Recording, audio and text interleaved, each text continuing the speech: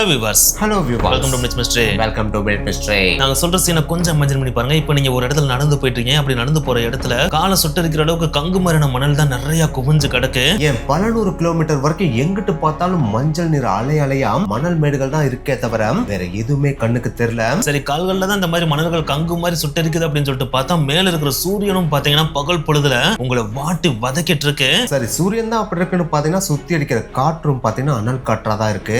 இந்த மாதிரி சிச்சுவேஷன்ல ஜாலியா ட்ரெக்கிங் போறப்ப எல்லா பொருளையும் நம்ம எடுத்துட்டு ஜாலியா வாக்கிங் போனா ஒரு பிரச்சனையும் கிடையாது. ஆனா அப்படி நீங்க நடந்து போற அந்த ஒரு சமயத்துல உங்ககிட்ட ஒரு சொட்டு தண்ணி கூட இல்ல அப்படின்னா எப்படி இருக்கும்? அந்த சமயத்துல உங்க நாக்கு வறண்டு போயிருக்கும், தொண்டை வறண்டு போயிருக்கும், உங்களுடைய ஓன் எச்சில கூட முழுங்க முடியாத அளவுக்கு கொடூரமான ஒரு சிச்சுவேஷன்ல தான் நீங்க நின்னுட்டு இருப்பீங்க. சரி, நம்ம தொலைஞ்சு போயிட்டோம்ல, உதவிக்கு ஆளை கூப்பிடலாம்னு சொல்லிட்டு போன் எடுத்து பார்த்தா போன்ல சிக்னலும் இருக்காது, ஜிபிஎஸ் அந்த அளவுக்கு பெருசா ஒர்க் ஆகாது. கத்தி கூப்பிட்டு ஆள் வர்ற அளவுக்கு தூரத்துல எந்த ஒரு இடத்துலயுமே பாத்தீங்கன்னா மனிதர்கள் நடமாட்டமே இல்ல அப்படின்னா அந்த சமயத்துல நம்மகிட்ட நம்மளோட ஹோப் இருக்குமா அப்படின்னு கேட்டா அதுக்கு சாத்தியமே இல்ல அப்படின்னு தானே நம்ம சொல்லுவோம். இந்த மாதிரியான சிச்சுவேஷன்ல நம்மளால தாக்கு பிடிக்க முடியுமான்னு கேட்டா மேக்ஸிமம் ஒரு நாள் 2 நாள் தாக்கு பிடிக்கலாம். ஏன் மருத்துவ அறிவியலின் படி பார்த்தா கூட 3 நாள் வரைக்கும் இந்த மாதிரியான சிச்சுவேஷன்ல நம்மளால தண்ணி இல்லாம உயிர் வாழ முடியும். அதுக்கப்புறம் நம்மளுடைய உடல் உறுப்பு ஒவ்வொன்னா செயலிழந்து கடைசியில மரணமும் வந்துரும். ஆனா இது வரைக்கும் நம்ம சொன்ன எல்லாமே பார்த்தீங்கன்னா நார்மலா சராசரியான ஒரு மனிதன் திங்க் பண்ற நிலைமையில இருந்தா மட்டும்தான் இந்த அறிவியலின் விதி மருத்துவ விதிலாம் ஒர்க் அவுட் ஆகுமே தவிர ஒருத்தர் அதீதமா தன் மேல நம்பிக்கை வச்சு நான் வாழ்ந்தே திருவேன்னு சொல்லிட்டு வெறியோட இருப்பான் பாத்தீங்களா, அந்த மாதிரியான மனிதனுக்கு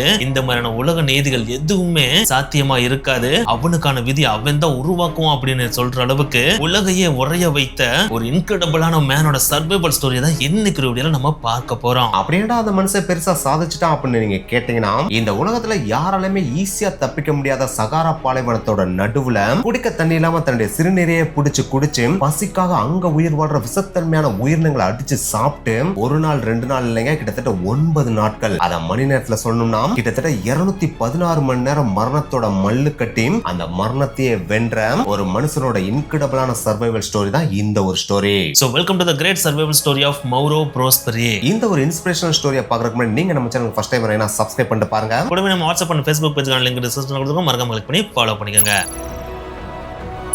இது 1994 ஆப்பிரிக்கால இருக்கிற மொராக்கா நாடு. இங்கதான் இயற்கை தன்னுடைய கொடூரமான முகத்தை காட்டுற இடமான சகாரா பாலைவனம் இருக்கு. அப்படிப்பட்ட அந்த சகாரா பாலைவனத்துலதான் ஒரு மாபெரும் போட்டியும் நடக்க போகுது. அதுதான் மாரத்தான் டெஸ் சேபிள்ஸ். இந்த மாரத்தான் மற்ற மாரத்தான் மாதிரி ரொம்ப ஈஸியான மாரத்தானா அப்படின்னு கேட்டா அது கிடையவே கிடையாது. உலகத்திலே ரொம்ப கொடூரமான கடினமான ஆபத்துகள் நிறைந்த மாரத்தான் அப்படின்னா அது இந்த மாரத்தானே சொல்லலாம். இது மனிதனோட உடலுக்கும் இயற்கையோட கோபத்துக்கும் இடையில நடக்கிற ஒரு மரண போராட்டம் அப்படின்னு சொல்லலாம். இதை ஏன் இப்படி சொல்றோம்னு பாத்தீங்கன்னா, இந்த மாரத்தான் கிட்டத்தட்ட 6 நாட்கள் நடைபெறும். அதுவும் 250 கிலோமீட்டர் தூரத்தை சுட்டரிக்கும் பாலைவனத்துல ஓடணும். அப்படி ஓடுறப்ப அந்த பிளேயர் வைக்கிற ஒவ்வொரு அடியிலையும் கால் மணலுக்குள்ள போயிட்டு வெளியில வரும். அந்த மணலும் பயங்கர ஹீட்டா இருக்கும். சோ அதனாலே அதுல ஓடுறது ரொம்ப ரொம்ப கஷ்டமா இருக்கும். இதுல சாதாரணமா ஓடுறப்பே கஷ்டமா இருக்கிறப்ப இது கூட சேர்த்து கிட்டத்தட்ட 10 இருந்து 15 கிலோ எடை கொண்ட ஒரு பேக்கையும் தூக்கிட்டு தான் ஓடவே செய்யணும். அந்த பேக்ல தான் பாத்தீங்கன்னா 6 நாட்களுக்கு தேவையான உணவு, உடை, ஸ்லீப்பிங் பேக், காம்பஸ் அண்ட் அவசர உதவி பொருட்கள் எல்லாமே இருக்கும். சோ 10 இருந்து 15 கிலோ எடை கொண்ட ஒரு பேக்கை தூக்கிக்கிட்டு சுட்டரிக்கும் வெயில, அதுவும் பாலைவனத்துல கிட்டத்தட்ட 250 கிலோமீட்டர் ஓடுறதுன்றது சாதாரண விஷயமா என்ன? கண்டிப்பா கிடையாதுல. அதனாலதான் இந்த மராத்தனை நம்ம நார்மலா ஒரு சாதாரண மராத்தன் மாதிரி 6 மராத்தனுக்கு சமம் அப்படின்னு எக்ஸ்பர்ட் சொல்றாங்க. அதுக்காக இந்த 250 கிலோமீட்டர்ல இன்பிடிவில செக் பாயிண்ட்ஸ் எதுவும் இருக்காதா அப்படின்னு கேட்டீங்கன்னா, அங்கங்க செக் பாயிண்ட்ஸும் இருக்கத்தான் செய்யும். அந்த செக் பாயிண்ட்ஸ்ல பாத்தீங்கன்னா ஓடி வர மராத்தன் பிளேயருக்கு தேவையான தண்ணி பாட்டில்ஸும் கொடுப்பாங்க.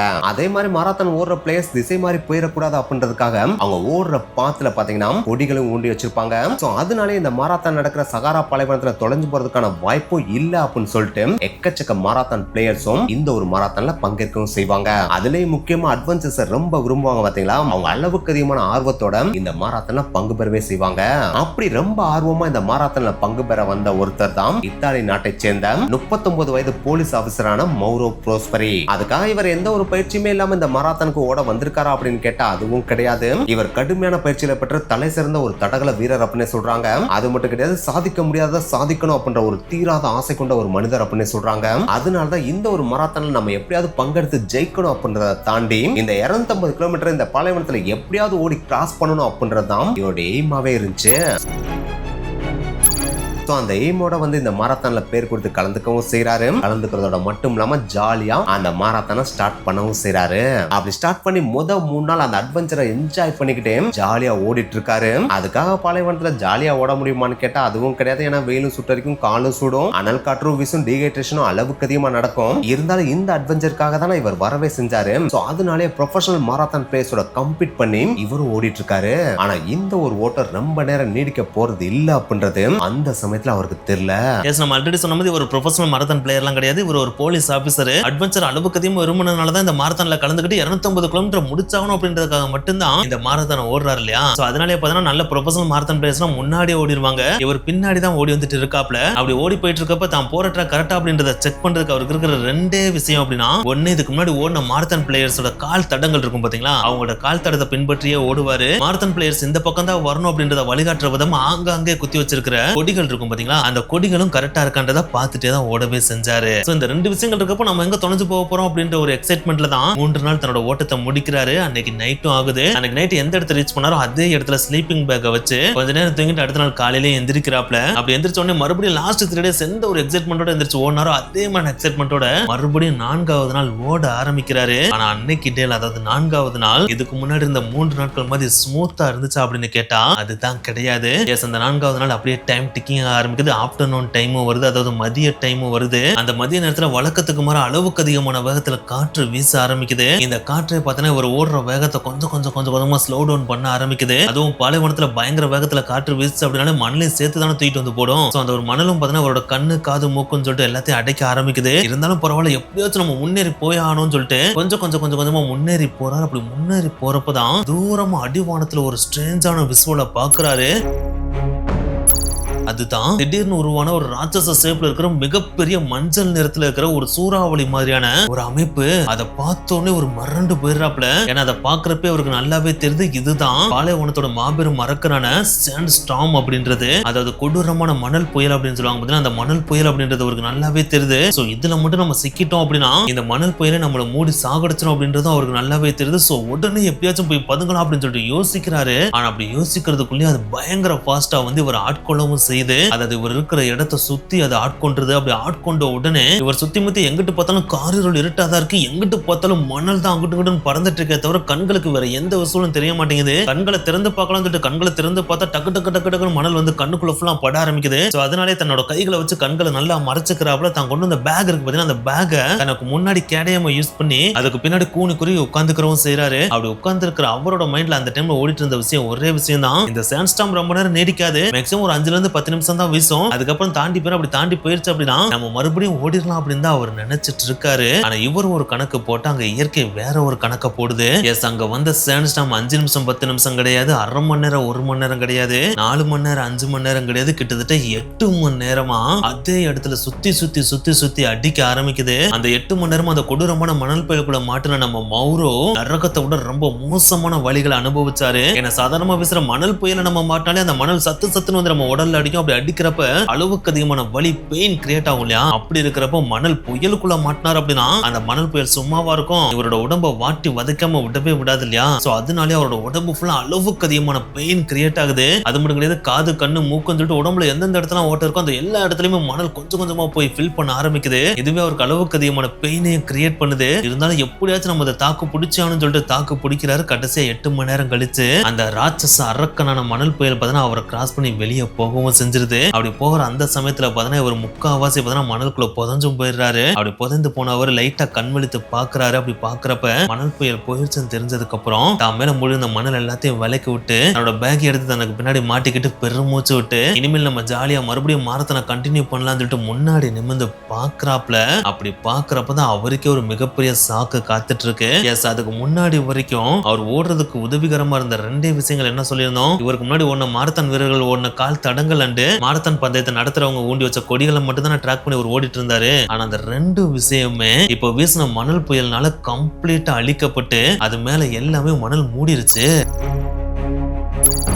சோ அதனாலே அதுக்கப்புறம் எந்த டைரக்ஷன்ல நம்ம ஓடணும் அப்படின்றது சுத்தமா நம்ம மௌரோக்கு தெரியவே இல்ல. அவர் சுத்தி முத்தி வேற எங்கேயாச்சும் மாரத்தான் பிளேயர்ஸ் ஓடுறாங்களா அப்படின்னு சொல்லிட்டு கண்ணு கட்டுற வரைக்கும் ஒத்து பாக்குறாரு. ஆனா எங்க பார்த்தாலும் மணல் மேடுகளும் மணல் குவியல்களும் தான் இருக்கே தவிர எங்கேயுமே மனித நடமாட்டம் இருக்கிற மாதிரியே தெரியல. அதனால இதுக்கு முன்னாடி ஒரு ஓடி வந்திருப்பாரு, அதே டைரக்ஷன்ல மறுபடியும் ஓடினா ஓரளவுக்கு டைரக்ஷனை பார்த்து ஓடிடலாமாடா அப்படின்னு சொல்லி நீங்க கேட்கலாம். ஆனா அங்கதான் அந்த மணல் புயல் மிகப்பெரிய வேலையை பார்த்துட்டு போயிருச்சு. ஏன்னா பாலைவனத்துல மணல் புயல் ஒண்ணு வந்துருச்சுன்னு வச்சுங்களேன், இதுக்கு முன்னாடி இருந்த அந்த ஐடென்டிபிகேஷன் அப்படின்னு சொல்ற அந்த மணல் குவியல்கள் இருக்கும் பாத்தீங்கன்னா, அது எல்லாத்தையும் மூடிட்டு இது புதுசா ஒரு மணல் குவியலை உருவாக்கிட்டு போயிடும். சோ அதனாலேயே பாத்தீங்கன்னா நம்ம சாதாரணமான நிலப்பரப்புகளை டிராவல் பண்ணி போறப்ப இந்த மார்க்கிங் பாயிண்ட் வந்துச்சுன்னா நம்ம இந்த பக்கம் போகணும், இந்த மார்க்கிங் பாயிண்ட் வந்துச்சுன்னா இந்த பக்கம் போகணும்னு ஞாபகம் வைக்கிற மாதிரி இந்த பாலைவனத்துல எதையுமே ஞாபகம் வைக்க முடியாது. அது எல்லாத்தையுமே இது அழிச்சு புதுசா உருவாக்கிட்டு போயிருமா. சோ இந்த ஒரு இக்கட்டான சூழ்நிலை தான் இப்ப நம்ம மௌரோ நின்றுட்டு என்ன பண்றது எது பண்றது தெரியாம கண்விழி பிதுங்கிட்டு இருக்காரு. இருந்தாலும் இந்த மாரத்தான் ஆரம்பிக்கிறப்பயே இந்த மாரத்தானை கண்டக்ட் பண்றவங்க இருப்பாங்க பாத்தீங்கன்னா, அவங்க இதுல கலந்துக்கிற எல்லா போட்டியாளர்களுக்குமே காம்பஸ கொடுத்திருப்பாங்க. சப்போஸ் நீங்க வலுதவறி போயிட்டீங்க அப்படின்னா இந்த டைரக்ஷனை நோக்கி நீங்க வந்தீங்க அப்படின்னா உங்களோட டெஸ்டினேஷன் அடைஞ்சிடலாம் அப்படின்னு சொல்லிட்டு இன்ஸ்ட்ரக்ஷனும் கொடுத்திருப்பாங்க. சோ இந்த ஒரு விஷயம் ஞாபகம் வந்தோடனே டக்குனு தன்னோட பேக்ல இருக்கிற காம்பஸ் எடுத்து அவங்க சொன்ன டைரக்ஷனை நோட் பண்ணிட்டு அந்த டைரக்ஷனை நோக்கி நடக்க ஆரம்பிக்கிறாரு. அப்படி நடக்கிறப்ப கண்டிப்பா அவங்க சொன்ன டைரக்ஷன்ல போனா நம்ம மாரத்தான் பிளேயர்ஸை பிடிச்சலாம் அப்படின்ற நம்பிக்கையோட தான் நடக்கிறாரு. ஆனா எனக்கு தான் ஸ்டார்டிங்ல இந்த மாதிரி நம்பிக்கை இருந்தாலும் டைம் போக போக போக அந்த நம்பிக்கை கொஞ்சம் கொஞ்சமா குறைய ஆரம்பிக்குது. ஏன்னா ஒரு காம்பஸ் வச்சு அவர் பிக்ஸ் பண்ண டைரக்ஷன்ல 1 மணி நேரம் 2 மணி நேரம் கிடையாது, கிட்டத்தட்ட 5 மணி நேரம் 6 மணி நேரத்துக்கு மேல நடந்தும் இவரால எந்த ஒரு மார்க்கிங் பாயிண்ட்ஸையும் கண்டுபிடிக்க முடியல. இவங்க போக வேண்டிய பாதைக்காக குத்தி வச்சிருந்த எந்த ஒரு கொடியையும் கண்டுபிடிக்க முடியல, எந்த ஒரு செக் பாயிண்டையும் கண்டுபிடிக்க முடியல, எந்த ஒரு மாரத்தான் பிளேயர்ஸோட கால் தடத்தையும் கூட பார்க்கவே முடியல. சோ அந்த சமயத்துல தான் மௌரோ ரியலைஸும் பண்றாரு, நாம வழி தவறி வேற ஏதோ ஒரு பக்கம் வந்துட்டோம். இனிமேல் நம்மளே பார்த்துக்கிட்டு சர்வே பண்ணா மட்டும்தான் ரெஸ்கியூ டீம் வர வரைக்கும் உயிர் பொழைக்க முடியும் அப்படின்றதையும் அவர் உணர்ந்துக்கிறாரு. ஏன்னா அவர் நிக்கிற இடத்துல இருந்து கண்ணு கட்டுறது வர வரைக்கும் எங்கிட்டு பார்த்தாலும் வெறும் மணல் மேடுகளும் மணல் பொழுதிகளும் தான் இருக்கே தவிர எங்கேயுமே மனிதர்கள் நடமாட்டம் இருக்கிறதுக்கான ஒரு சின்ன அறிகுறி கூட சுத்தமா இல்லவே இல்லை.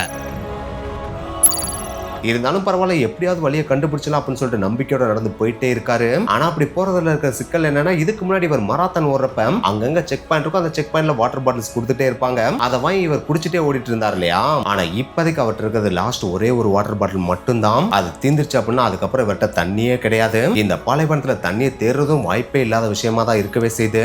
அதனாலே அந்த தண்ணி பாட்டில் இருக்கிற தண்ணியை கொஞ்சம் கொஞ்சமா குடிக்க ஆரம்பிக்கிறாரு. ஆனா சுட்டரிக்கிற வேலை இவரை தண்ணியை சிக்கனமா குடிக்க விடவே இல்ல. அப்பக்கப்ப அளவுக்கு அதிகமாகவும் குடிச்சிடாப்ல. அதனாலே வழி தவறின 2வது நாள் காலை பொழுதுலயே பாத்தீங்கன்னா இவற்ற இருந்த கடைசி வாட்டர் பாட்டிலோட கடைசி சொட்டு தண்ணீரையும் குடிச்சு முடிச்சிடாப்ல.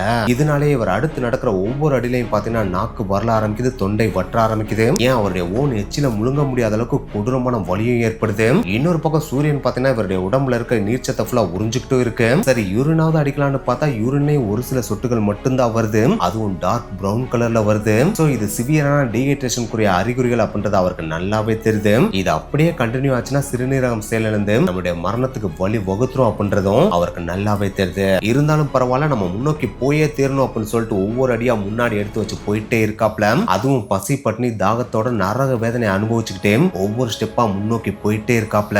அப்படி போயிட்டு இருக்கவே திடீர்னு மிராக்கிளா அவருக்கு முன்னாடி தூரத்துல ஒரு விசுவல் தெரிய ஆரம்பிக்குது. அதை பாக்குறப்ப ஆரம்பத்துல மேபி அது காணல் நீரா இருக்கலாம் அப்படின்னு சொல்லிட்டு தான் அதுக்கு பக்கத்துல போறாப்ல. ஆனா அப்படி போறப்பதான் அது காணல் நீர் இல்ல, உண்மையான உருவம் அப்படின்றதே தெரிஞ்சுக்கிறாப்ல.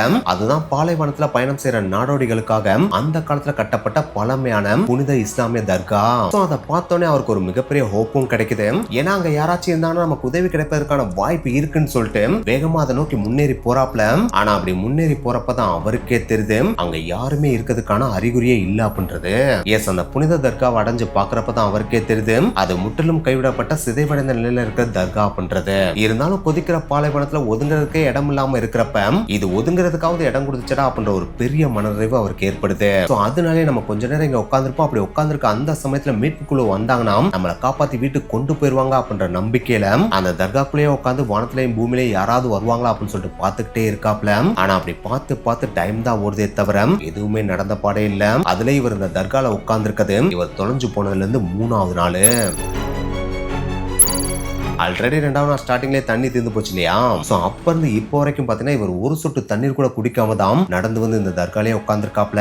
அது தண்ணி மட்டும் கிடையாது, கடைசி 2 நாள் அவர் எதுவுமே சாப்பிடவும் இல்ல. சோ அதனாலே ஒரு பக்கம் பசியும் பாத்தீங்கன்னா குடலை கிள்ளிட்டு இருக்கு, இன்னொரு பக்கம் தாகமும் பாத்தீங்கன்னா இவருடைய தொண்டையை ஏங்க வச்சிட்டு இருக்கு. அவர் அங்க உட்கார்ந்துருக்க ஒவ்வொரு கணமும் பாத்தீங்கன்னா அவருடைய மைண்ட் ஃபுல்லா தண்ணியை நோக்கி தான் ஏங்கி காத்துக்கிட்டே இருக்கு.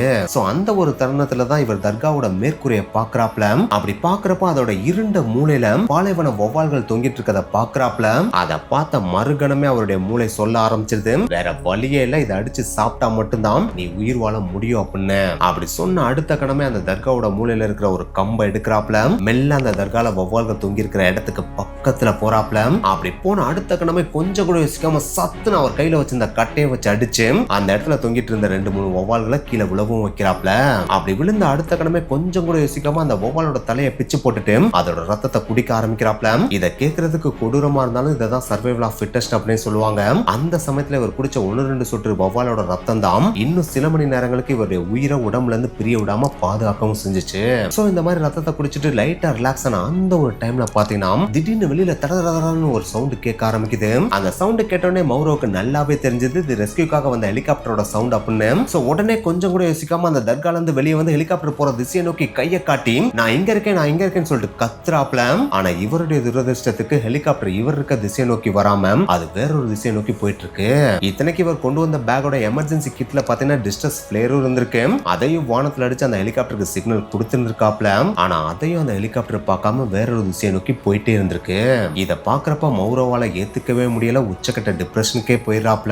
ஏன்னா ஒரு பக்கம் பாத்தீங்கன்னா பசியும் பட்னியும் வாட்டிட்டு இருக்கு, இன்னொரு பக்கம் பாத்தீங்கன்னா இந்த பாலைவனத்துல எங்கிட்டு போறதுன்னே தெரியல. இந்த தர்கா விட்டு வெளியில போனா ஒதுங்குறதுக்கு இடமும் கிடையாது, நடக்கலான்னு பார்த்தா மணலும் பயங்கரமா சுட்டரிக்குது, வெயிலோட தாக்கமும் அதிகமா இருக்குது, அனல் காற்றும் பயங்கரமா இவரை சோர்வடைய வைக்குது. காப்பாத்த வந்த ஹெலிகாப்டர் இவரை பார்க்காம வேறு திசையை நோக்கி போயிடுச்சு அப்படின்னா அடுத்து என்ன பண்றதுன்னே தெரியாம உச்சக்கட்ட டிப்ரெஷன்ல மறுபடியும் தர்காக்குள்ள போய் உட்கார்றாப்ல. அப்படி உட்கார அந்த ஒரு சமயத்துல அவரோட உடல் நார்மலான உடலாவே இல்ல. அவரோட உடலுக்குள்ள நடக்கிற ஒவ்வொரு விஷயமும் பார்த்தீங்கன்னா அவருக்கு மரண வலியை தான் கொடுக்குது. ஏன்னா ஆல்ரெடி அவரோட உடம்புல இருக்க நீர் சக்தி எல்லாமே வெளியே போயிடுச்சு இல்லையா, அதனாலே உடல் உறுப்புகள் எல்லாமே பார்த்தீங்கன்னா அளவுக்கு அதிகமான பெயினை கிரியேட் பண்ண ஆரம்பிக்குது. ஏன் இதயம் துடிக்கிற ஒவ்வொரு துடிப்பும் பார்த்தீங்கன்னா அவருக்கு நெஞ்ச பிளக்கிற ஒரு மிகப்பெரிய வலியை கொடுக்குது. அது மட்டும் கிடையாது, தண்ணியை குடிக்காம 2 நாட்களுக்கு மேல போயிட்டு இருக்கனால அவருடைய சிறுநீரகம் மற்றும் உள்ளுறுப்புகள் சில உறுப்புகள் செயலிழக்கவும் ஆரம்பிக்குது. அதுவும் பார்த்தீங்கன்னா உச்சக்கட்ட மரண வலியை நம்ம மௌரோக்கு கொடுக்க ஆரம்பிக்குது. அந்த மரண வலி வர அந்த ஒரு சமயத்துல நம்ம செய்யக்கூடாத ஒரு மிகப்பெரிய தப்பை செஞ்சுட்டோமோ அப்படின்ற ஒரு மிகப்பெரிய வேதனையும் அவருக்கு உருவாகுது. ஏன்னா இவர் சிங்கிளான ஆளும் கிடையாது, இவருக்குன்னு ஒரு மனைவி அண்ட் ஒரு மகளும் இருக்காங்க. சோ அந்த ஒரு சமயத்துல மௌரோட மனைவி மற்றும் அவரோட மகளோட முகம் பாத்தீங்கன்னா அவரோட கண்களுக்கு முன்னாடி வந்து நிக்குது. அந்த சமயத்துல இவருக்கு உச்சக்கட்ட அழுகை வருது. ஆனா அழுகை வந்தாலும் கண்கள்ல இருந்து கண்ணீர் கூட வர மாட்டேங்குது. ஏன்னா அவரோட உடம்புல இருந்த ஒட்டுமொத்த நீர் சத்தும் பாத்தீங்கன்னா கொஞ்சம் கொஞ்சமா வெளியேறி கண்ணீர் கூட வர முடியாத அளவுக்கு ஒரு மிகப்பெரிய வலியும் கிரியேட் ஆகுது. சோ அந்த ஒரு சமயத்துல கொஞ்சமா கண்ணு சொக்குது. இவர் அறியாமையே ஒரு ஆழ்ந்த உறக்கத்துக்கும் போறாரு. இப்படியே டைம் டிக்கிங் ஆகுது. அடுத்த நாள் காலையும் ஆகுது. அதாவது ஒரு வழி தவறி தொடர்ந்து போனதுல இருந்து 4வது நாளும் வருது. அந்த ஒரு சமயத்துல மறுபடியும் வேக்கப் ஆகுறாப்ல. ஆனா அப்படி வேக்கப் ஆறப்ப மாரத்தான் ஓடுறப்ப 3வது நாள் என்ன புத்துணர்ச்சியோட இருந்து ஓடலாம்னு நினைச்சாரோ அதே மாதிரி புத்துணர்ச்சியில இப்ப கிடையவே கிடையாது. இப்போ உச்சக்கட்ட டிப்ரெஷன்ல தான் வேக்கப் ஆகவே செய்யறாரு. ஏன்னா என்னத்தான் கண்கள் விழித்தாலும் எந்திரிச்சு நிக்கிற அளவுக்கு நடக்கிற அளவுக்கு அவரோட உடம்புல தெம்பு இருக்கான்னு கேட்டா அதுவும் கிடையாது. தர்காக்கு வெளியில போய் லைட்டா கால் எடுத்து வச்சா கூட சுட்டு இருக்கிற அளவுக்கு வெயில் அடிச்சிட்டு இருக்கு. சோ இதுக்கு மேல நம்ம இங்க உயிர் வாழ்றதுக்கெல்லாம் வாய்ப்பே கிடையாது, இதுதான் நம்மளுக்கு எழுதப்பட்ட விதி அப்படின்னு நினைச்சிட்டு அவரோட பேக்ல வச்சிருந்த ஒரு பேனா அண்ட் பேப்பரை எடுத்து தன்னோட அன்பு மனைவி மற்றும் மகளுக்கு ஒரு கணவனா செய்யக்கூடாத ஒரு விஷயத்த, ஒரு அப்பனா செய்யக்கூடாத விஷயத்த உங்களுக்கு நான் இப்ப செய்ய போறேன், என்ன மன்னிச்சிருங்க, என்னோட வாழ்க்கையில செய்யக்கூடாத ஒரு மிகப்பெரிய தவறு செஞ்சுட்டேன், இதுல இருந்து என்னால தப்பிக்கவும் முடியல, இதுக்கு மேல இந்த மரண வலியோட என்னால உயிர் வாழவும் முடியல, என்னோட உயிரை நானே எடுத்துக்கிறேன், குட் பை அப்படின்னு சொல்லிட்டு அவரோட மனைவி மற்றும் மகளுக்கு இறுதி கடிதத்தை எழுத முடியாம கைகள்ல வலியோட எழுதிட்டு அந்த ஒரு பேப்பரை மடிச்சு தன்னோட பையில வச்ச மாதிரி அவரோட பேக்ல இருந்த சர்வைவல் கிட்ல இருந்த ஒரு கத்தி எடுத்து தன்னோட மணிக்கட்டு இருக்கு பாத்தீங்கன்னா அந்த மணிக்கட்டுல ஆழமா அறுத்துட்டு நம்ம இறந்து போயிடலாம் அப்படின்னு சொல்லிட்டு அவரே அந்த கத்தி எடுத்து மணிக்கட்டுல ஆழமா அறுக்குறாப்ல. அப்படி அறுத்த உடனே அவர் அறுத்த இடத்துல இருந்து ரத்தம் கொஞ்சமா வெளியே சொட்ட ஆரம்பிக்குது. இவரோட கண்களை லைட்டா மங்கி அப்படியே மயக்க நிலைக்கு போறாரு. அப்படி மயக்க நிலைக்கு போன அடுத்த கணமே ஒரு இறந்துருவார் அப்படின்னு சொல்லிட்டு தான் அவரும் நினைச்சு கையை அறுத்தாப்ல. ஆனா அந்த இடத்துல இயற்கை மறுபடியும் விளையாட ஆரம்பிக்குது. நீயே இறக்கலாம் நினைச்சாலும் ஒன்னு நான் இறக்க விட மாட்டேன் அப்படின்னு சொல்லிட்டு அவரோட உடலுக்குள்ள ஏற்பட்ட சில மாற்றங்களே பாத்தீங்கன்னா அவரோட மரணத்தை அதுவே தடுத்து நிப்பாட்டவும் செய்யுது. ஏன்னா லாஸ்ட் 3 நாளா அவர் ஒரு சொட்டு தண்ணி கூட குடிக்காம இருக்காப்ல இல்லையா. சோ அதனாலேயே இதனாலேயே அவரோட உடம்புக்குள்ள இருந்த ரத்தம் தண்ணி சொல்லிட்டு எல்லாமே வத்தி போய் ரத்தம் முதற்கொண்டு பாத்தீங்கன்னா கட்டியாகி ஒரு திக்கான உறைந்த நிலையில இருக்கிற ரத்தம் மாதிரி மாறி இருந்துச்சு. அதனாலேயே இவர் என்னதான் மணிக்கட்ட ஆழமா அறுத்திருந்தாலும் வெளியில வந்த ரத்தம் பாத்தீங்கன்னா அடுத்த சில நொடிகள்லயே கம்ப்ளீட்டா உறைஞ்சு உள்ள இருக்கிற ரத்தம் மறுபடியும் பர்தரா வெளியே வராம தடுத்து நிப்பாட்டவும் செஞ்சிருச்சு. சோ அதனாலேயே ரத்தம் வெளியே அதிகமா லீக் ஆகாம தடுத்தனாலேயே பாத்தீங்கன்னா கொஞ்ச நேரத்துக்கு மௌரவ மயக்க நிலைக்கு தான் கொண்டு போச்சே தவிர அந்த மயக்க நிலை முடிஞ்சு மறுபடியும் அவரே வேக்கப் ஆகி பாக்குறாப்ல. அப்படி பாக்குறப்பதான் அவருக்கே தெரியுது மரணம் அவரை ஏற்றுக்கொள்ளல அப்படின்றது. சோ இந்த ஒரு விஷயத்தை பார்த்ததுக்கு அப்புறம் தான் மௌரோக்கே ஒரு மிகப்பெரிய நம்பிக்கை கிரியேட் ஆகுது. ஒரு மரணமே நம்மளை ஏத்துக்கல அப்படின்னா இந்த உலகத்துல நம்ம உயிர் வாழ்றதுக்கு ஏதோ ஒரு காரணம் இருக்கு. அப்படி ஒரு காரணம் இருக்கிறப்ப எதுக்கு நம்மளோட உயிரை நம்மளே எடுத்துக்கணும். இனிமேல் என்ன நடந்தாலும் பரவாயில்ல, என்னோட மனைவி என்னோட மகளும் எனக்காக வீட்டுல காத்துட்டு இருப்பாங்க. அவங்களுக்காகவாச்சும் நான் எப்படியாச்சும் என்னோட உயிரை கையில பிடிச்சிட்டாச்சும் கடைசி மூச்சு இருக்கிற வரைக்கும் போராடி ஆகணும்னு சொல்லிட்டு அது வரைக்கும் தர்காக்குள்ள கோலை மாதிரி உள்ள உட்கார்ந்துட்டு இருந்த நம்ம மௌரோ இதுக்கு மேல நம்ம இங்க உட்கார்ந்து இருந்தா வேலைக்கே ஆகாது, எந்த ஒரு உதவி நம்மளை தேடி வரப்போறது கிடையாது, இதுவரைக்கும் நம்மளுக்கு அடைக்கலம் கொடுத்த அந்த தர்காவுக்கு நம்ம நன்றி சொல்லிடுவோம் சொல்லிட்டு அங்க நன்றியை சொல்லிட்டு அடுத்த கணமே இதுவரைக்கும் இல்லாத ஒரு வேகம் திடீர்னு ஏதோ ஒரு வேகம் ஒருக்குள்ள வந்த மாதிரி மரணத்தை போய் சந்திச்சுட்டு வந்ததுக்கு அப்புறம் மௌரோ பாத்தீங்கன்னா டக்குன்னு எந்திரிச்சு முன்னோக்கி நடந்து அந்த தர்கால இருந்து வெளியே வர்றாப்புல. அப்படி வெளியே வர்றப்ப இதுக்கு முன்னாடி அடிச்ச மாதிரி பயங்கரமா வெயில் அடிக்குது, மணலும் சுடுது, அனல் காற்றும் வீசுது. இருந்தாலும் பரவாயில்ல, இதுக்கு முன்னாடி இருந்த மாதிரி கோலையா இல்லாம இப்போ ஒரு கான்பிடென்டான பர்சனா நடக்க முடியாம தான் நடக்கிறாப்புல, தள்ளாடிதான் நடக்கிறாப்புல. இருந்தாலும் முன்னோக்கி நடப்போம் அப்படின்னு சொல்லிட்டு முன்னோக்கி நடக்க ஆரம்பிக்கிறாப்ல. சோ அதுக்கு முன்னாடி சில மணி நேரங்களுக்கு முன்னாடி பாத்தீங்கன்னா மரணத்தை தேடிய பயணமா இருந்த அவருடைய இந்த ஒரு பயணம் பாத்தீங்கன்னா இப்ப மரணத்தை வெல்லும் பயணமா முன்னோக்கி நகர ஆரம்பிக்கிறாரு. சோ இந்த ஒரு புதிய நம்பிக்கை பிறந்தனாலே அது வரைக்கும் யோசிக்காம இருந்த மௌரோ பாத்தீங்கன்னா இனிமேல் நம்ம கொஞ்சம் யோசிச்சுதான் மூவ் பண்ணோம் அப்படின்னு சொல்லிட்டு அந்த ஒரு யோசிக்கவே முடியாத சுச்சுவேஷன்ல கூட, ஏன்னா தண்ணியே குடிக்காம இருக்காரு அப்படின்னா மூளை அந்த அளவுக்கு பெருசா வேலை செய்யுமான்னு கேட்டா கண்டிப்பா வேலை செய்யாது. தலைவலி பயங்கரமா கிரியேட் ஆகும். ஏன்னா நம்ம தண்ணி ஒரு நாள் சரியா குடிக்கல அப்படின்னாலே பாத்தீங்கன்னா தலைவலி பயங்கரமா வரும் இல்லையா. அப்படி இருக்கிறப்ப ஒரு 3 நாள் தண்ணி குடிக்கல அப்படின்னா தலைவலி பின்னும் இல்லையா. அந்த ஒரு உச்சக்கட்ட ஹெட்டேக்ல தான் அவர் இருக்கவே செய்யறாப்புல. இருந்தாலும் நம்ம எப்படியாச்சும் தப்பிச்சு ஆகணுன்றக்காண்டி மூளையை ஓரளவுக்கு ரொம்ப ஸ்ட்ரெஸ் பண்ணி யோசிக்கிறாப்புல. அப்படி யோசிச்சு இனிமேல் நம்ம முட்டாள்தனமா பகல்ல ஃபுல்லா நடந்தோம் அப்படின்னா அது இன்னமும் நம்மளோட எனர்ஜியை பயங்கரமா ட்ரெயின் பண்ணி ரொம்ப வேகமாவே நம்மளோட உயிரை பிரிச்சிரும். சோ இனிமேல் நம்ம நண்பகல்ல வெயில் அளவுக்கு அதிகமா சுட்டரிக்கிற டைம்ல நடக்கவே கூடாது. அந்த டைம்ல முடிஞ்ச அளவுக்கு ரெஸ்ட் மட்டும் தான் எடுக்கணும். எந்த டைம்லாம் வெயில் கம்மியா இருக்கோ, அதாவது அதிகாலை பொழுது அந்த ஈவினிங் டைம் நைட் டைம்ல மட்டும்தான் நம்ம நடக்கவே செய்யணும். அந்த டைம்ல நடந்தாதான் நம்ம அளவுக்கு அதிகமான தூரத்தை இந்த ஒரு உடம்ப வச்சு கடக்க முடியும் அப்படின்றத அவர் ஃபிக்ஸ் பண்ணவும் செய்யறாப்ல. அப்படி ஃபிக்ஸ் பண்றதோட மட்டும் இல்லாம அந்த பிளானை எக்ஸிக்யூட் பண்றதுக்காக இன்னொரு ஐடியாவும் போடுறாப்ல. அதுதான் அதுக்காக சுட்டரிக்கிற வெயில் இருக்கிற டைம்ல நம்ம ஒரே இடத்துல நின்றுட்டோ இல்லாட்டா உட்காந்துட்டோல இருக்க கூடாது. ஏன்னா நிழல் இல்லாத இடத்துல நம்ம வாட்டு உட்கார்ந்து இருந்தோம் அப்படின்னா அந்த வெயிலோட வாட்டமே நம்மளை கொன்றோம் அப்படின்னு சொல்லிட்டு அதுக்கு ஒரு பிளானை போட்டு அளவுக்கு அதிகமான வெயில் அடிக்கிற நேரத்துல பாத்தீங்கன்னா மணலை கொஞ்சம் ஆழமா தோண்டி அந்த மணலுக்குள்ள தன்னோட ஃபுல் பாடியை வச்சுட்டு அந்த மணல்கள் எல்லாத்தையுமே தான் மேல போட்டு தலை மட்டும் வெளியில திருற மாதிரி உட்கார்ந்துக்குருவாப்லையா. ஏன்னா பாலைவனத்துல மேலாப்புல இருக்கிற மணல் தான் பாத்தீங்கன்னா சுட்டு எரிச்சு கொதிச்சுட்டு இருக்கும். ஆனா கொஞ்சம் ஆழமா தோண்டணும் அப்படின்னா அடியில இருக்கிற மண்ணு பாத்தீங்கன்னா அந்த அளவுக்கு பெருசா ஹீட்டா இருக்காதான், அதோட டெம்பரேச்சர் கொஞ்சம் லோவா இருக்கும். அதை நம்ம மௌரோ கொஞ்சம் தெரிஞ்சு வச்சிருந்தனால வெயில் அளவுக்கு அதிகமா அடிக்கிற நேரத்துல குழிய தோண்டி உள்ள உட்காந்துக்குருவாப்ல. அண்ட் எப்போ ஈவினிங் டைம் ஆகுதோ அந்த டைம்ல மறுபடியும் மணலை விலக்கி விட்டு வெளியே வந்து அவரால் முடிஞ்ச அளவுக்கு எவ்வளவு தூரம் நடக்க முடியுமோ அவ்வளவு தூரம் நடக்கவும் ஆரம்பிக்கிறாப்ல. ஆனா எனக்கு தான் இந்த மாதிரி வெயிலோட தாக்கத்துல இருந்து தப்பிக்கிறதுக்காக இந்த மாதிரியான சில ஐடியாக்களை அவர் செஞ்சாலும் தாகத்துல இருந்து தப்பிக்கிறதுக்கு இந்த மாதிரி சில ஐடியாக்களை பண்ண முடியுமான்னு கேட்டா அதுக்கு வாய்ப்பே கிடையாது இல்லையா. ஏன்னா தாகம் எடுத்துச்சுன்னா கண்டிப்பா தண்ணியை குடிச்சுதானும், தண்ணி குடிக்கலாட்டினா ரொம்ப தூரம் நடக்கவும் முடியாது, நடக்க முடியலாட்டினா சுருண்டு விழுந்துருவோம் அப்படின்றது அவருக்கு நல்லாவே தெரியுது. இருந்தாலும் தண்ணிக்காண்டி வேற ஒரு பக்கம் நம்ம நடந்து போனோம் அப்படின்னா இன்னும் கொஞ்சம் வழி மாறி போயிருவோன்றது அவருக்கு நல்லாவே தெரியுது. சோ அதனாலேயே போற வழியில எது கிடைச்சாலும் பரவாயில்ல, நம்ம அதை அடிச்சு திண்டுதான் ஆனும், அதுல இருக்கிற ரத்தத்தை குடிச்சுதான் ஆனும் அப்படின்னு சொல்லிட்டு அவர் முடிவே பண்ணிடுறாப்ல. ஆனா அப்படி முடிவு பண்ணா அவரோட கண்களுக்கு பெருசா எதுவும் படவே மாட்டேங்குது. இருந்தாலும் தண்ணி குடிக்கணும் அப்படின்னா வேற ஏதாச்சும் நம்ம யோசிக்கணும்னு சொல்லிட்டு யோசிக்கிறப்பதான் வேற வழியே இல்ல, நம்ம வெளியே கழிக்கிற சிறுநீரையாச்சும் நம்ம எடுத்து குடிக்கணும் அப்படின்னு சொல்லிட்டு அந்த ஒரு முடிவுக்கும் வர்றாப்ல. ஆனா என்னதான் அந்த ஒரு முடிவுக்கு வந்தாலும் சிறுநீர் அந்த அளவுக்கு பெருசா நிறைய வருதான்னு கேட்டா தண்ணி குடிச்சாதான் வரவே செய்யும், இவர்தான் தண்ணியே குடிக்காம இருக்காப்ல இல்லையா. அதனால பெருசாவும் வர மாட்டேங்குது, வர்றதும் பார்த்தீங்கன்னா ஒரு சில சொட்டுகள் தான் வருது. அந்த ஒரு சில சொட்டுகளும் பார்த்தீங்கன்னா டார்க் ப்ரௌன் கலர்ல வருது. அதோட ஸ்மெல்லும் பார்த்தீங்கன்னா ரொம்ப மோசமா இருக்கும். அதை மூக்குக்கிட்டே கொண்டு போக முடியாத அளவுக்கு ரொம்ப மோசமா ஸ்மெல் வரும். அதை நாக்குல வச்சோம் அப்படின்னா உச்சக்கட்ட உப்பு தன்மை இருக்கும். இருந்தாலும் பரவாயில்ல, இதுதான் நம்மளுக்கு இருக்கிற ஒரே ஆப்ஷன் சொல்லிட்டு அந்த ஒரு சில சொட்டு வந்தாலும் அந்த ஒரு சில சொட்டையும் வாட்டர் கேன்ல பிடிச்சு அதை குடிச்சு அதை குடிக்கிறப்போ வாமிட்டே பயங்கரமா வருமா, இருந்தாலும் பரவாயில்ல அதை தான் குடிச்சோம்னு சொல்லிட்டு அந்த டைம்ல அதை குடிச்சு அதை வச்சும் உயிர் வாழ்ந்துட்டு இருந்திருக்காப்ல. இப்படி தன்னோட தாகத்தை தன்னோட ஓன் சிறுநீரே வச்சு சரி பண்ணிட்டு இருக்கிற அந்த சமயத்துல பாத்தீங்கன்னா ஒரு போற வழியில அங்கன சில பாலைவன பள்ளிகள் இருக்குமா, அந்த பள்ளிகளை யோசிக்காம அடிச்சு கொண்டு அதையும் சாப்பிடவும் செஞ்சிருக்காப்ல. விஷத்தன்மை வாய்ந்த பாலைவனம் பாம்புகள் இருக்கும் பாத்தீங்கன்னா, அந்த பாம்புகளை கூட பாத்தீங்கன்னா பாத்தீங்கன்னா இதை விட்டா வேற வழியே கிடையாது, நம்ம எப்படியாச்சும் அடிச்சு கொண்டு சாப்பிட்டுதான்னு சொல்லிட்டு அது கொத்துனா நம்மளுக்கு உயிர் போயிடும் அப்படின்லாம் அந்த டைம்ல பயமே அவருக்கு இல்லையா. இதை விட்டா நம்மளுக்கு உணவுக்கு வேற வழியே இல்லை அப்படின்ற ஒரு தாட்டு மட்டும் தான் அவரோட மைண்ட்ல ஓடிட்டே இருந்துச்சான். சோ அதனாலே விஷப்பாம்பா இருந்தாலும் பரவாயில்லான்னு சொல்லிட்டு விஷப்பாம்பா இருந்தாலும் அது மேல பாஞ்சு புடிச்சு அதோட தலையை தனியா பிச்சு தூக்கி எறிஞ்சிட்டு அதோட தோலை உரிச்சு அதோட உடலை திண்டு அதுல இருக்கிற ரத்தத்தை குடிச்சிட்டோம் அவர் முன்னோக்கி நகர்ந்து கொஞ்சம் கொஞ்சமா போயிட்டே இருந்திருக்காப்ல. இப்படியே டைமும் டிக்கிங் ஆகுது, நாட்களும் ஓடுது. 5வது நாள் 6வது நாளாகவும் மாறுது, 6வது நாள் 7வது நாளாகவும் மாறுது, 7வது நாள் 8வது நாளாகவும் மாறுது. அப்படி 8வது நாளா மாறுற அந்த ஒரு சமயத்துல நம்ம ஆல்ரெடி எக்கச்சக்கமான சர்வைவல் வீடியோல பார்த்த மாதிரி தான் எக்ஸ்ட்ரீமா ஒருத்தவங்க தண்ணி எதுவுமே குடிக்காம இருக்காங்க, அளவுக்கு அதிகமா சோர்வாகவும் இருக்காங்க, மூளையும் பார்த்தீங்கன்னா அதோட செயல்பாட கொஞ்சம் கொஞ்சமா எழுந்துட்டே வருது அப்படின்னா அவங்களுக்கு ஹாலுசினேஷன் அளவுக்கு அதிகமா கிரியேட் ஆகும் இல்லையா. அந்த மாதிரியான ஹாலுசினேஷன் இப்போ இவருக்கும் கிரியேட் ஆக ஆரம்பிக்குது.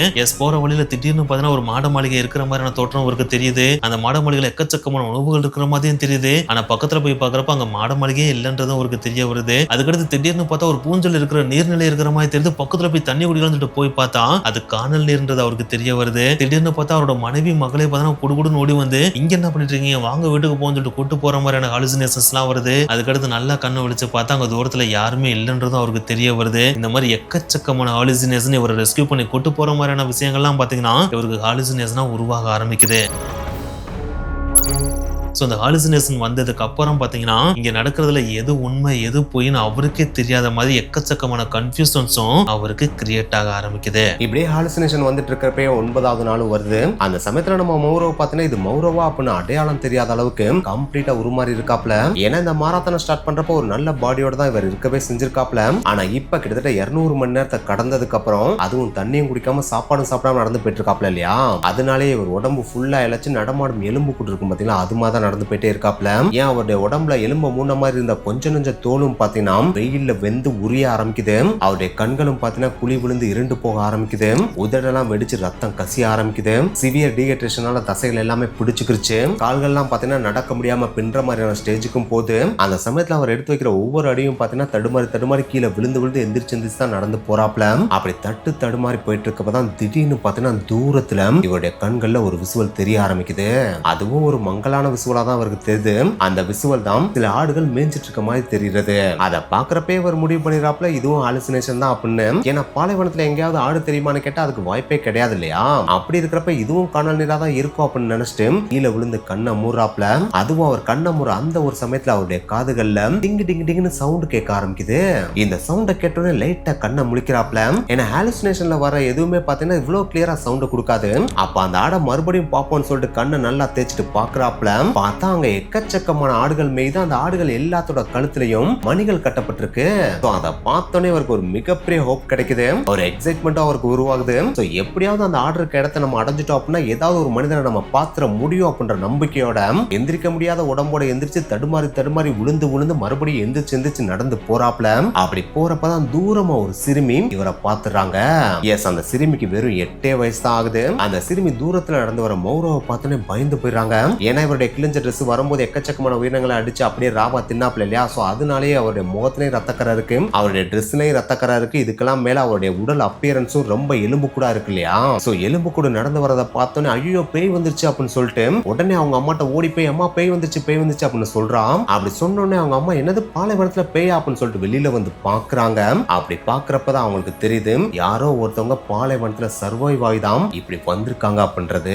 அது தெரிஞ்சோடனே அங்க இருந்த எல்லா பெண்களும் மொத்தமா ஓடி வந்து இவர் அப்படியே தூக்கிட்டு வர்றாங்க. அப்படி தூக்கிட்டு வந்தவங்க அவங்களால முடிஞ்ச அளவுக்கு அவங்ககிட்ட இருந்து ஆட்டுப்பால் எடுத்து அவருக்கு கொடுக்குறாங்க. அந்த ஆட்டுப்பாலை குடிக்கிறப்பதான் அவருக்கு மிகப்பெரிய சந்தோஷமே வருது. அந்த சந்தோஷத்துல முதல் முறை அவருடைய கண்கள்ல இருந்து ஒரு சொட்டு ஆனந்த கண்ணீர் கொட்டுது. அதுவும் அவங்க தூக்கிட்டு வந்து அவங்களுடைய கூடாரத்துக்குள்ளதான் இவரை வைக்கவும் செஞ்சிருக்காங்க. அந்த ஹாப்பினஸோடய அவர் கண்மூடி தூங்கவும் செய்யறாப்ல. ஒன்ஸ் அவர் கண்ணு முடிச்சோடனே அவங்ககிட்ட இருந்த ஒட்டகத்துல ஏத்தி அவரை பக்கத்துல இருந்த ராணுவ முகாமுக்கும் கூட்டு போறாங்க. அப்படி ராணுவ முகாமுக்கு கூட்டு போனதுக்கு அப்புறம் தான் ஒரு மாபெரும் அதிர்ச்சியும் அவங்களுக்கு காத்துட்டு இருந்துச்சு. அந்த மாபெரும் அதிர்ச்சி ராணுவ முகாம்ல இருந்த ராணுவ வீரர்கள் மற்றும் அங்க இருந்த மிகப்பெரிய அதிகாரிகளுக்கு மட்டும் கிடையாது, நம்ம மௌரோவுக்குமே ஒரு மாபெரும் அதிர்ச்சியா தான் இருந்துச்சு. ஏன்னா மௌரோட்ட நீங்க யார் அப்படின்னு சொல்லிட்டு கேக்குறாங்க. அப்படி கேட்கிறப்பதான் நம்ம மௌரோ பாத்தீங்கன்னா நான் மாரத்தான் ஓடுறதுக்காக தான் இங்க வந்து அங்க இருந்து ஆரம்பிச்சு அப்படி வர்றப்ப நான் வழி தவறிட்டேன், அப்படி வழி தவறிதான் இவ்வளவு தூரம் நடந்து வந்திருக்கேன் அப்படின்னு சொல்லிட்டு சொல்றாப்ல. அப்படி சொன்னதை கேட்டுதான் ராணுவ வீரர்கள் வேற லெவல்ல அதிர்ச்சி ஆயிடுறாங்க. ஏன்னா நம்ம மௌரோ எங்க இருந்து இந்த மாரத்தான் ஓட்டத்தை ஆரம்பிச்சாப்ல மொரோக்கா நாட்டுல இருந்தானே ஆரம்பிச்சாப்ல.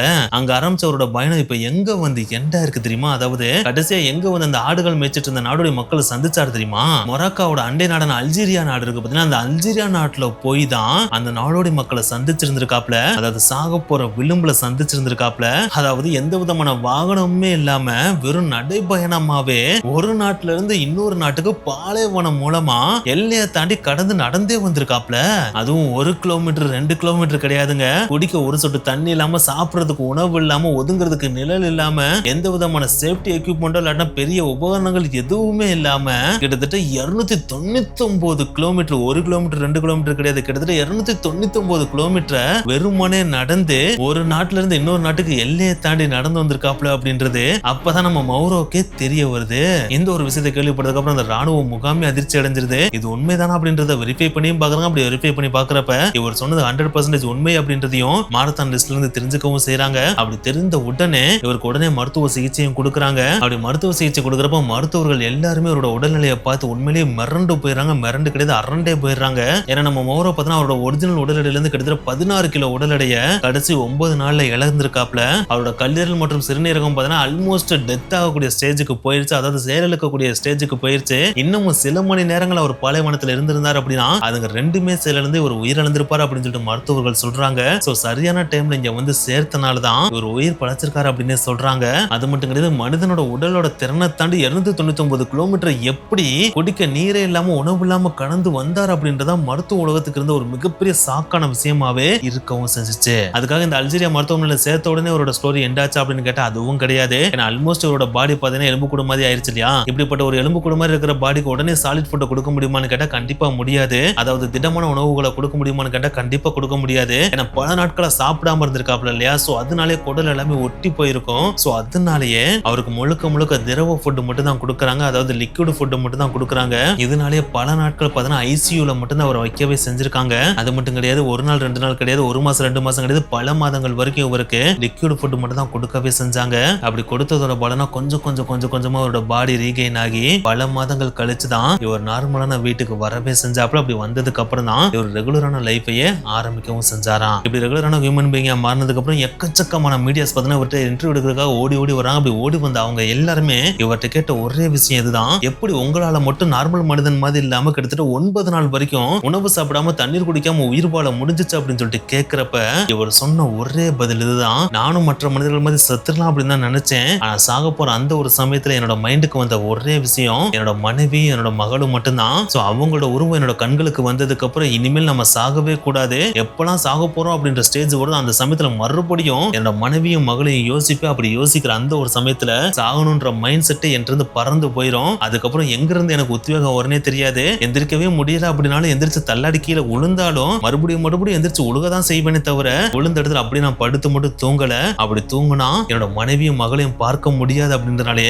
மறுபடியும் எந்திரிச்சு நடந்தேன். இன்னைக்கு நான் உண்மையிலேயே என்னோட மனைவியும் மகளையும் பார்த்துட்டேன் அப்படின்னு சொல்லிட்டு உணர்வு பூர்வமா சொல்லவே செஞ்சிருக்காப்ல. இந்த ஒரு பதில கேட்டதுக்கு அப்புறம் தான் இந்த உலகத்துல ஒரு விஷயத்தை அச்சீவ் பண்றதுனா ஒரு விஷயத்தை செஞ்சு முடிக்கிறதுக்கு நம்ம உடல் பலம் மட்டும் இருந்தா பத்தாது, மனபலம், அதாவது வில் பவர் அப்படின்னு சொல்லுவாங்க பாத்தீங்கன்னா, அந்த ஒரு வில் பவர் இருந்துச்சுன்னா நம்மளால எதை வேணாலும் சாதிக்க முடியும் அப்படின்னு இந்த உலகத்துக்கு எடுத்துக்காட்டோட சர்வே பண்ணி வாழ்ந்து காமிச்சிட்டு போன ஒரு மாபெரும் மனிதன் தான் இந்த ஒரு மௌரோ. சோ நம்மளோட மௌரோட இந்த ஒரு இன்கிரெடிபிளான சர்வைவல் ஸ்டோரியை பத்தின உங்களோட கருத்து என்ன மறக்காம கீழே கமெண்ட் பண்ணுங்க. இதே மாதிரி இன்னும் எக்கச்சக்கமான இன்ஸ்பைரிங்கான சர்வைவல் ஸ்டோரி வேணும் அப்படின்னா அதையும் கீழே மறக்காம கமெண்ட் பண்ணுங்க. நெக்ஸ்ட் வீடியோல மீட் பண்ணலாம். பாய்.